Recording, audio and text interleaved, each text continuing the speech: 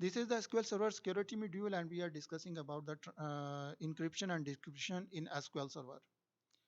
In the previous videos, we have discussed about the encryption and decryption only on the column level data. So what will happen if the attacker access the MDF and LDF files and copy these files and try to attach these files on another server where the attacker have the access. So now how to prevent this one?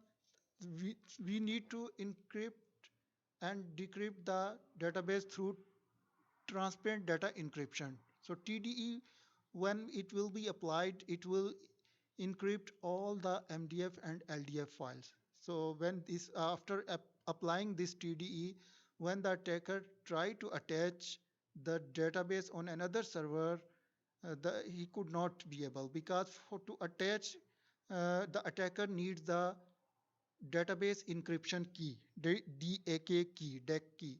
So this key is protected by the certificate, and certificate is in the master database. So he cannot decrypt this key.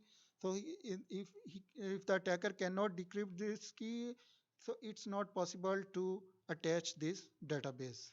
So what the transparent data encryption is doing, transparent data encryption provides full encryption of the database files and the log files. And this encryption and decryption happens on the page level. When we are enabling the TD on a database, data is not encrypted in memory, but encrypted when the data is on the disk. And when we take the backup of the encrypted database, it will also be encrypted.